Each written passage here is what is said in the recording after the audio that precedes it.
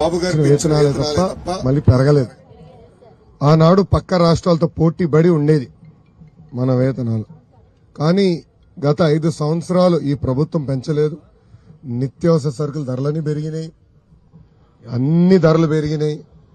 ఈరోజు బతికే పరిస్థితి లేకుండా పోయింది. తప్పనిసరిగా మీ డిమాండ్లు అనేది న్యాయపరమైన డిమాండ్లు, అది మన ప్రభుత్వం అధికారంలోకి వచ్చిన వెంటనే పరిష్కరిస్తామని సభాముఖంగా నేను హామీ ఇస్తున్నాను.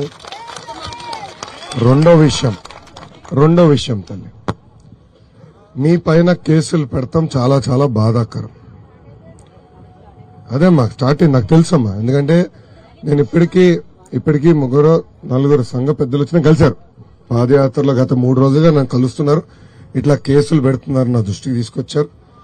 ఓపిక పట్టుదలని 3 నెలలు మన ప్రభుత్వం వస్తుంది, కేసులన్నీ ఎత్తేస్తాం, ఏం మర్యాద. ఓకేమా? నేను నాడు నేడు ఎప్పుడు మిమ్మల్ని కోరేది ఒకటే ఉంటుంది, పసిబిడ్డలను జాగ్రత్త చూసుకోవాలి, పౌష్టిక ఆహారం ఇవ్వాలి, సమాజం పట్ల ప్రత్యేకంగా మహిళల పట్ల గౌరవించాలనేది అంగన్వాడీ కేంద్రం నుంచి పీజీ వరకు ఉండాలనేది బలంగా నమ్మే వ్యక్తిని. సో దాంట్లో మీరు కీలకమైన పాత్ర వహిస్తున్నారు. మీకు మేము అండగా నిలబడతాం. 3 నెలల ఓపిక బట్టని మన ప్రభుత్వం వస్తుంది. కూర్చుని మాట్లాడుకుని సమస్యలు మనం పరిష్కరించుకుందాం. ఒక ఉదాహరణమ్మా, నేను మీ సేవ ఐటీ శాఖ కింద ఉండేది.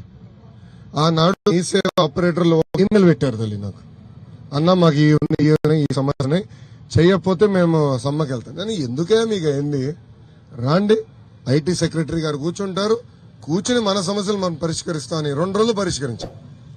ఇప్పుడు పాపం మీ సేవలు కూడా రోడ్డు మీద పడేశారు. చూడండి ఎంత అన్యాయం. అట్లా ఉండకూడదమ్మా. ఎందుకంటే తరతరాలుగా మీరు పనిచేస్తున్నారు, కీలకమైన పాత్ర మీరు కానీ మీ సేవ ఆపరేటర్లు కానీ అందరు కీలకమైన పాత్ర వహిస్తున్నారు.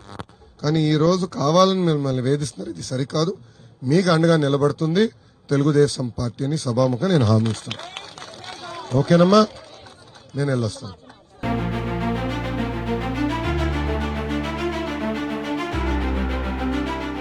Like, share and subscribe to Rajaniti channel.